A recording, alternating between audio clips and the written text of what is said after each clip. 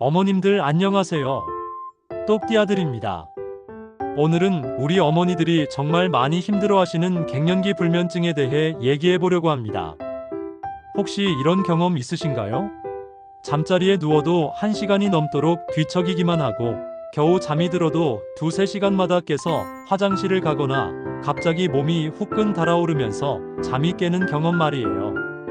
사실 갱년기 불면증은 정말 흔한 일입니다. 건강보험심사평가원 자료를 보면 폐경기 여성의 40%에서 60%가 불면증을 겪고 있어요. 그러니까 갱년기를 겪는 여성 2명 중 1명은 잠 때문에 고생하고 있다는 뜻이죠. 어머님들, 절대 혼자만의 문제가 아니에요. 그런데 왜 갱년기에는 이렇게 잠을 못 자게 될까요? 가장 큰 원인은 바로 호르몬 변화입니다. 폐경이 되면서 에스트로겐과 프로게스테론이라는 여성 호르몬이 급격히 감소해요.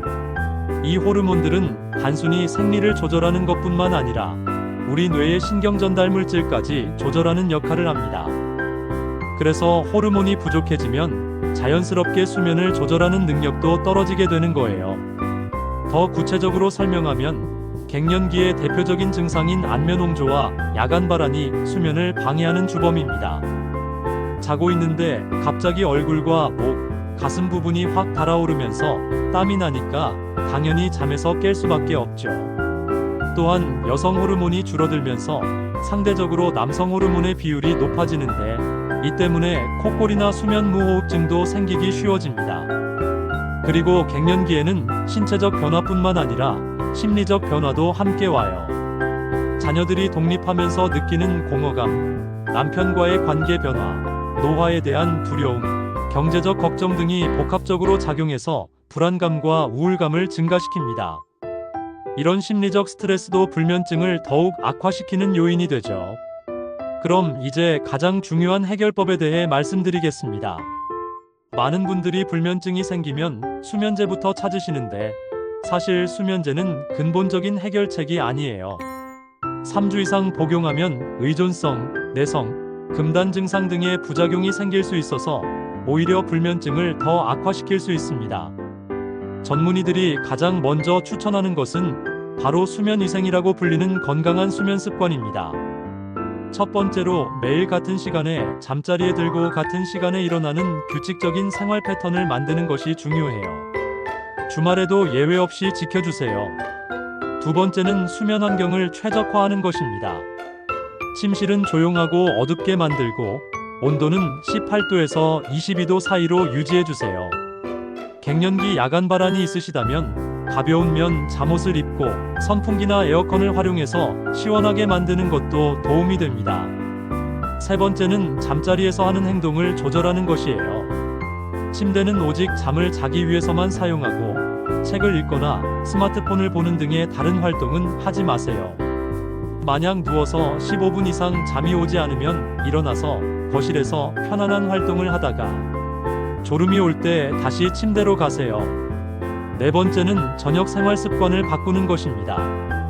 저녁 6시 이후에는 카페인이 들어간 커피, 녹차, 콜라 등을 마시지 마세요.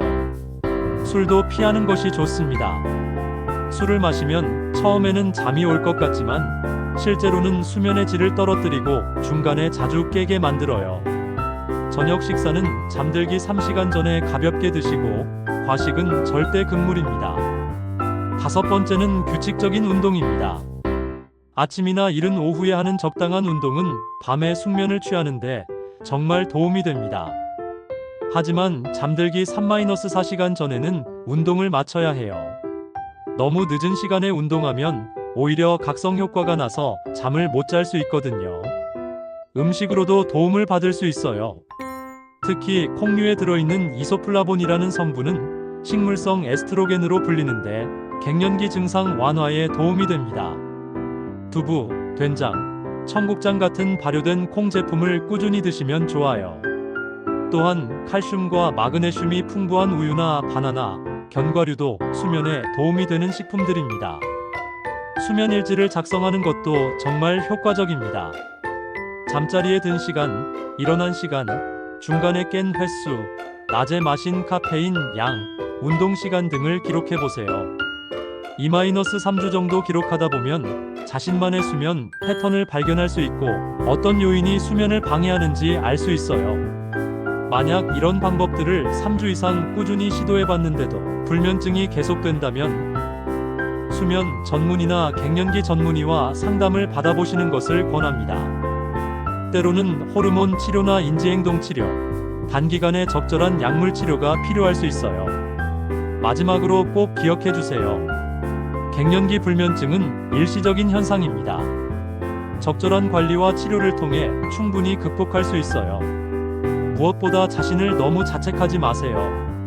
이 시기를 잘 견뎌내시면 더 건강하고 행복한 인생의 새로운 장을 열 수 있을 거예요.